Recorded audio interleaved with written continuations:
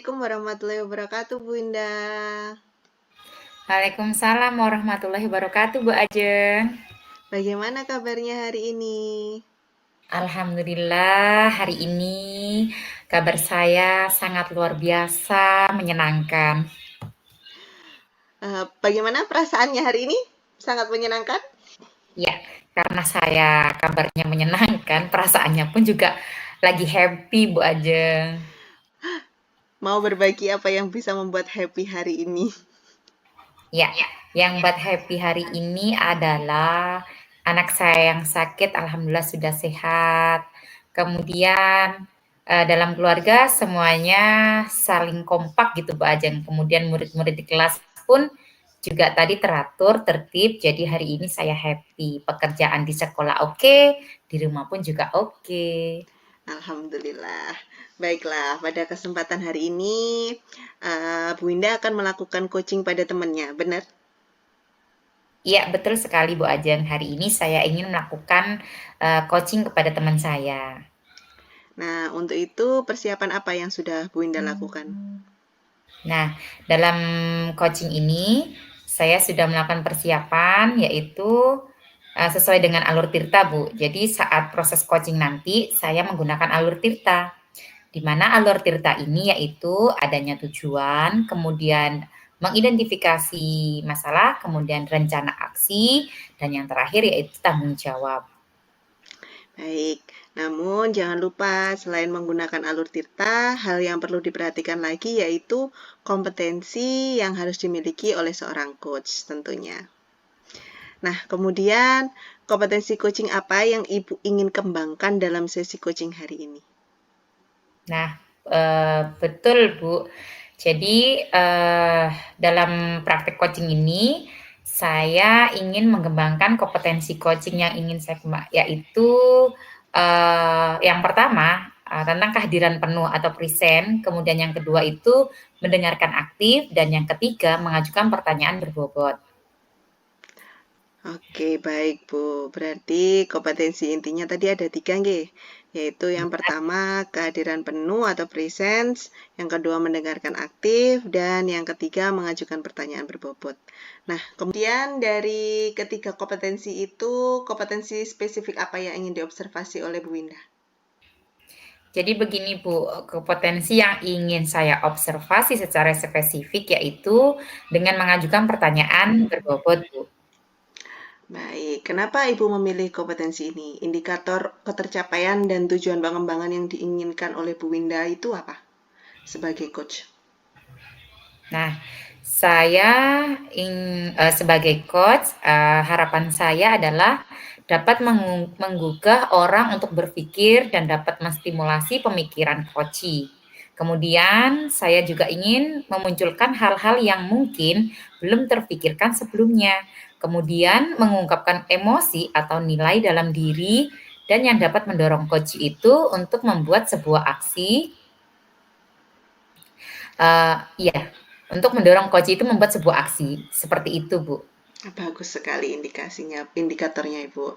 Baiklah, untuk itu silahkan Ibu berdua melakukan kegiatan coaching. Waktu dan tempat kami persilahkan. Siap, Bu. Terima kasih ya. Ya,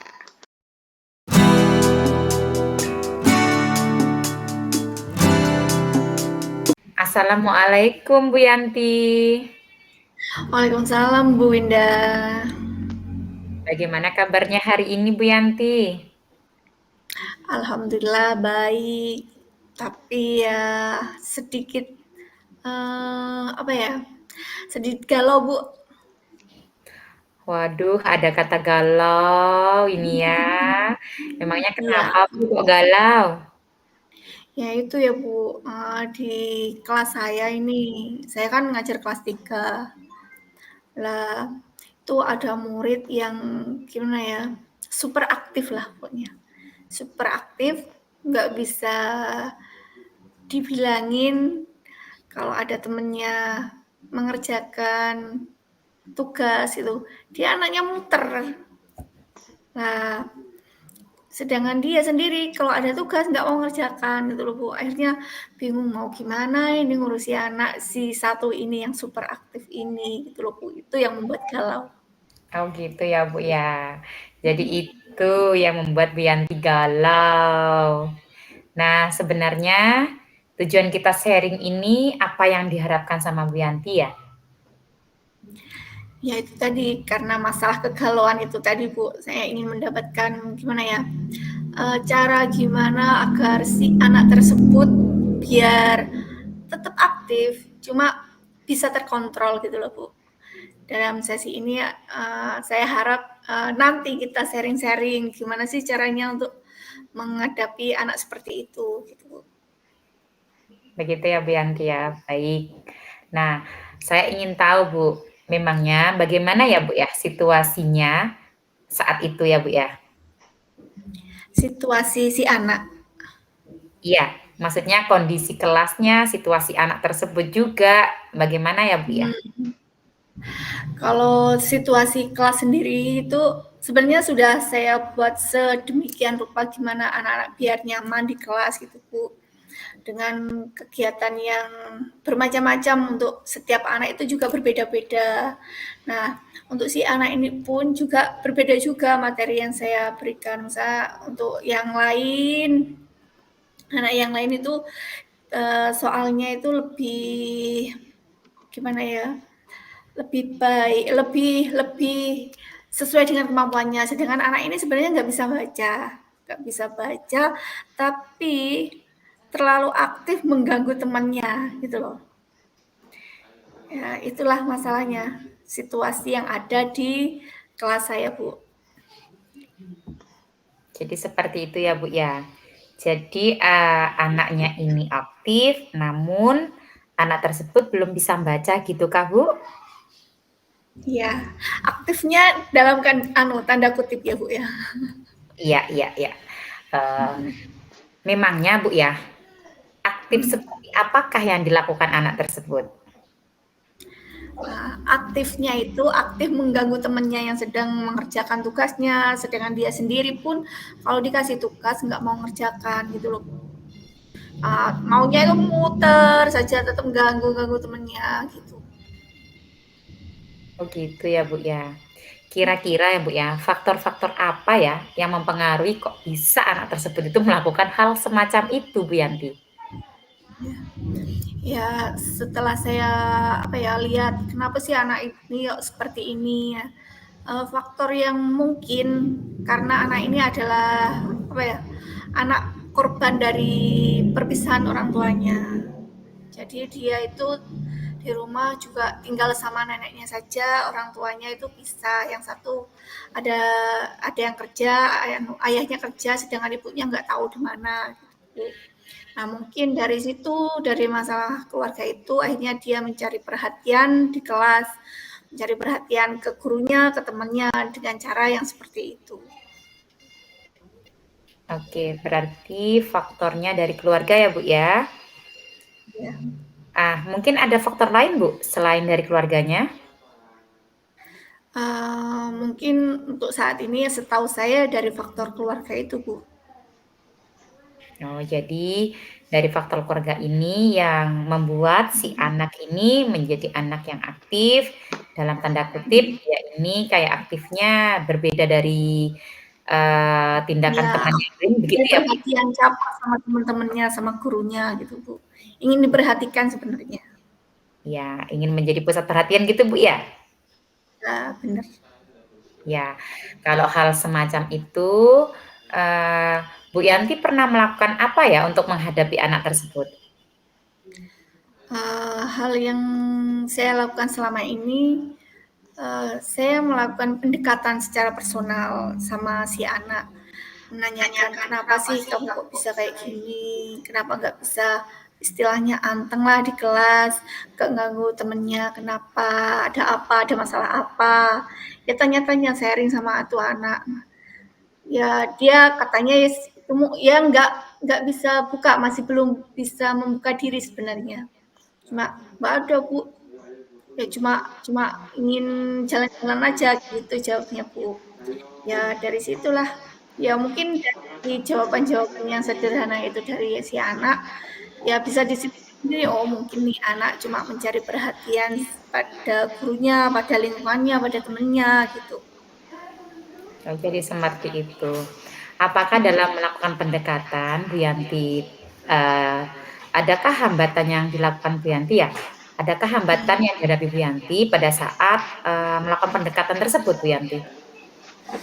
Hambatannya ya itu tadi anaknya, eee, kalau ditanya itu kadang nggak bisa terbuka Bu, masih tertutup. Jadi kita nggak bisa menggali apa yang ada di dalam hatinya, di dalam pikirannya, apa sih yang diinginkan si anak tersebut gitu, hambatannya seperti itu.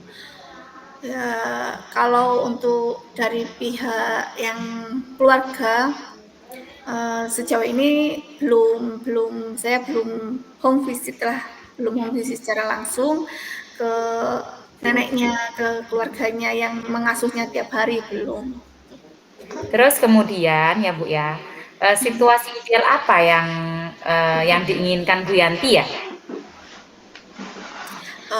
Untuk si anak tersebut, situasi idealnya yang saya harapkan untuk anak tersebut ya, si anak tersebut itu ya dalam kegiatan pembelajaran ya aktif, cuma jangan sampai mengganggu temannya, terus aktif juga dalam mengikuti pelajaran, aktif kalau ada tugas ya dikerjakan, itu aja, simpel-simpel aja Bu, intinya menjadi anak yang lebih baik dari yang sekarang gitu.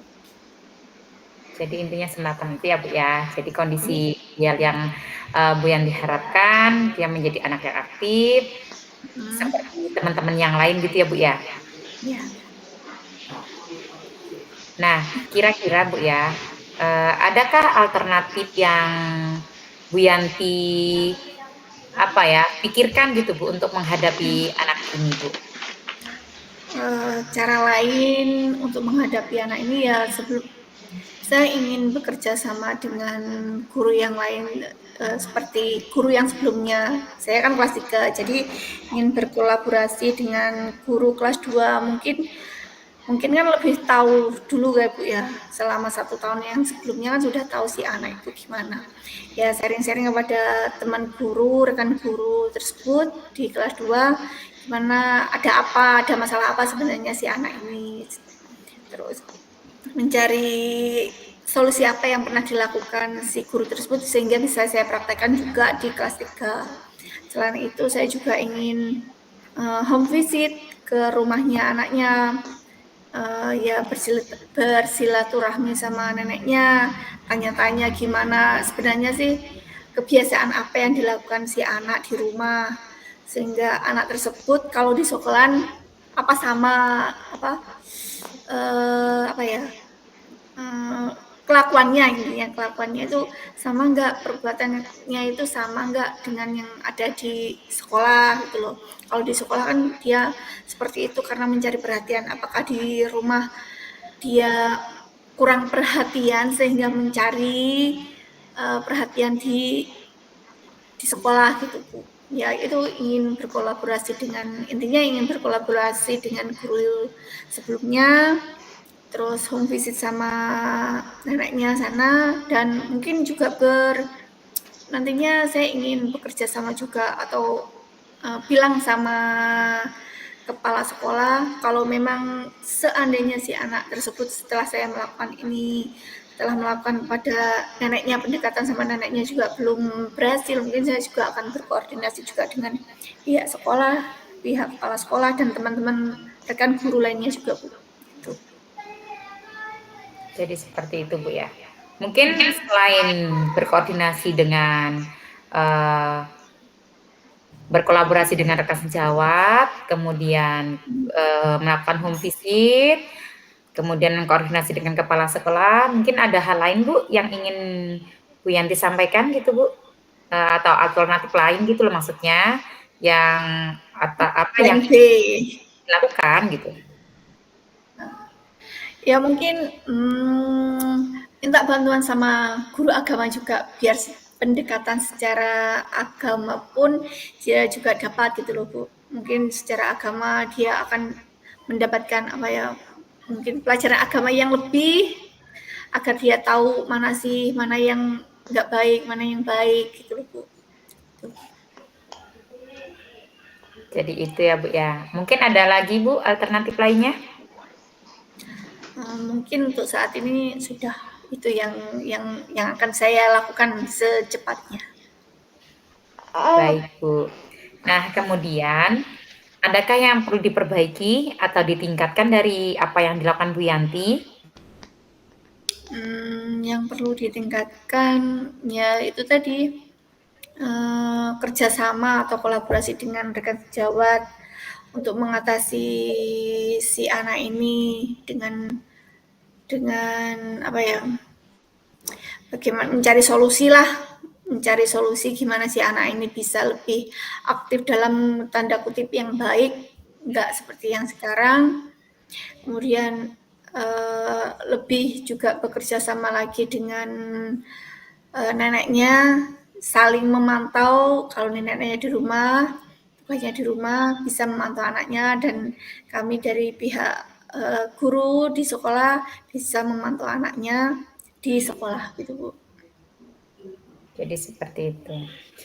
Terus Bu Yanti, jikalau ada skala ini Bu ya, skala 1 sampai 10, kira-kira Bu Yanti ingin mencapai yang mana? Kalau sekarang sih anaknya masih skala berapa Ibu ya? Ya sekitar 6 lah masihan.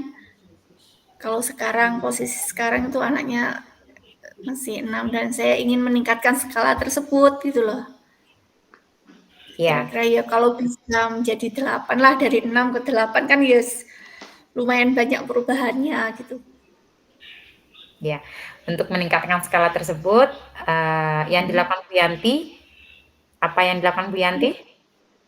Itu tadi bekerja sama dengan rekan sejawat, bekerja sama dengan guru sebelumnya, bekerja sama dengan wali murid, neneknya istilahnya neneknya itu tadi, terus bekerja sama dengan guru agama. Intinya saling kolaborasi antara pihak sekolah dan pihak keluarga. Iya, betul itu Bu ya. Supaya ingin mendapatkan hasil yang baik ya Bu ya. Kira-kira Bu Yanti itu kapan bisa dilakukan ya Bu ya? Secepatnya Bu, biar si anak ini juga nggak terlalu berlarut-larut mengganggu si anak, mengganggu teman yang lainnya gitu. Ya. Terus kemudian untuk mendapatkan atau mencapai hasil yang diinginkan Bu Yanti, kira-kira Bu Yanti ini butuh dukungan siapa? Ya tentunya untuk keberhasilan apa ya, tujuan saya untuk merubah anak ini dari skala 6 ke 8 tadi kan ya juga perlu bantuan atau dukungan-dukungan yang lain. Ya, Ya dukungan yang saya harapkan ya juga pertama dari pihak keluarganya dulu, kemudian dari rekan-rekan sejawat saya, dari guru-guru yang lain juga bisa ikut memantau. Kalau memang saya nggak bisa hadir kan bisa dipantau oleh teman-teman yang lain juga. Gitu.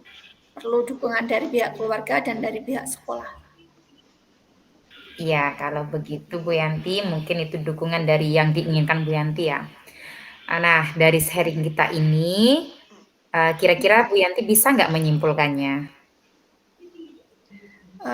Dari sharing kita hari ini ya, si anak tersebut saya harap ada perubahan lah Bu.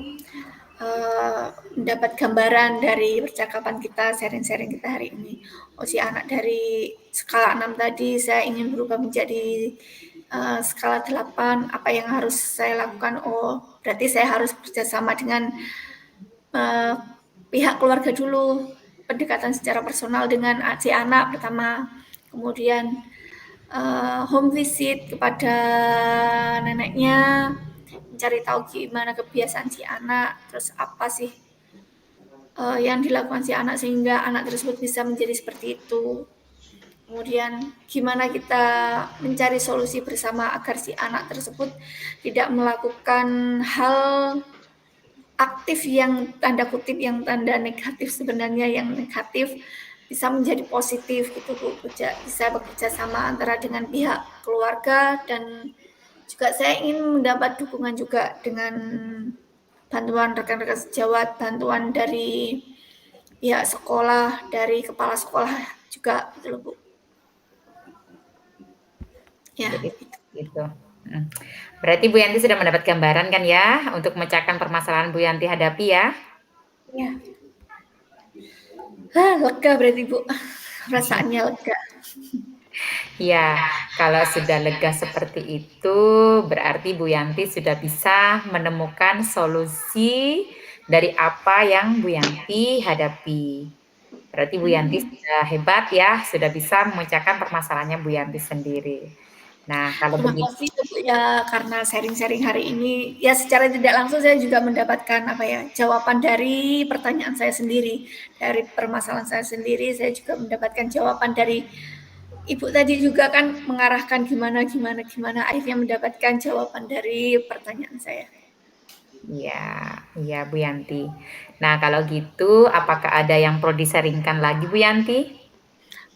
Untuk hari ini cukup dulu Bu. Nanti kalau ada masalah saya calling Ibu ya. Boleh, ya. Kalau tidak ada yang perlu diseringkan lagi, mungkin percakapan kita cukup di sini dulu ya Bu ya. Siap. Ya, kalau begitu saya akhiri ya Bu ya. Ya Bu. Ya, kalau begitu Bu Yanti, Assalamualaikum ya Bu Yanti. Waalaikumsalam Bu Indah.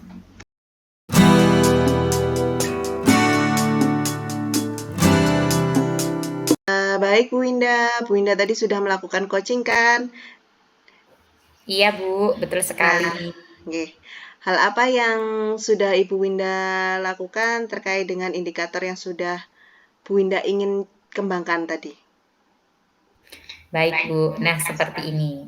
Dengan cara tadi kan yang saya inginkan adalah teman saya kan apa namanya ingin pertanyaan berbobot ya Bu ya. Nggih.